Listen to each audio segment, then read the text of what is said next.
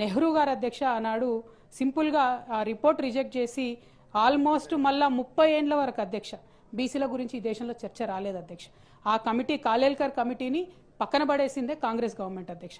ఆ తర్వాత రెండో కమిషన్ వచ్చింది అధ్యక్ష, అది జనతా పార్టీ మొరార్జీ దేశాయ్ గారు వచ్చిన తర్వాత వేసినారు అధ్యక్ష, కాంగ్రెస్ వాళ్ళు వేయలేదు. అది బీపీ మండల్ అధ్యక్ష. అయితే బీపీ మండల్ కమిషన్ అధ్యక్ష టాపికే బీసీల రిజర్వేషన్ అధ్యక్ష, టాపికే బీసీల రిజర్వేషన్. అయితే బీపీ మండల్ కమిషన్ వేసిండ్రు అధ్యక్ష. వేసిన తర్వాత ఏం జరిగింది, ఆ రిపోర్ట్ వచ్చింది.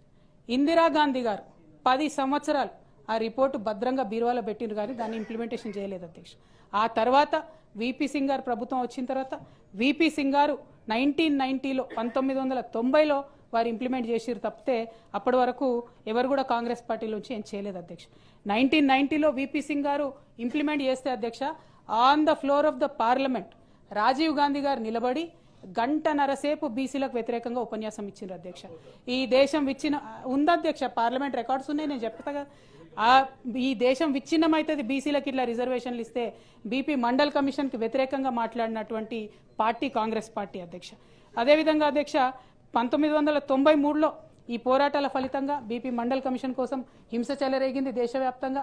అదంతా జరిగిపోయిన తర్వాత 27% జాబ్స్లలో రిజర్వేషన్ వచ్చింది అధ్యక్ష.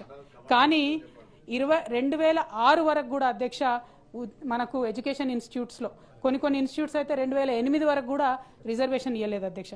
అంటే ఎయిమ్స్ కావచ్చు అధ్యక్ష, ఐఐటీలు కావచ్చు, ఎన్ఐటీలు కావచ్చు, వీటికి వేట్లో కూడా 2008 దాకా కూడా ఇవ్వలేదు అధ్యక్ష.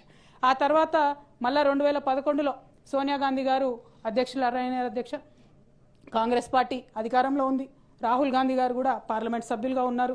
ఆనాడు కాస్ట్ సెన్సెస్ చేస్తామని చెప్పి 4500 కోట్ల రూపాయలను రిలీజ్ చేసిరు అధ్యక్ష. కాస్ట్ సెన్సెస్ చేసిండ్రు, కానీ ఆ కాస్ట్ సెన్సెస్ డేటా ఇంతవరకు బయట పెట్టలేదు అధ్యక్ష. 4500 కోట్ల రూపాయలు వేస్ట్ అయిపోయినాయి, కాస్ట్ సెన్సెస్ డేటా బయట పెట్టలేదు. ఆనాడు పార్లమెంట్ మెంబర్గా ఉన్న రాహుల్ గాంధీ గారు మాట్లాడలేరు, సోనియా మేడం మాట్లాడలేదు. దాని మొత్తం కూడా కంప్లీట్గా డీఫ్రీజర్లోకి వెళ్ళిపోయింది అధ్యక్ష. ఇక ఆ తర్వాత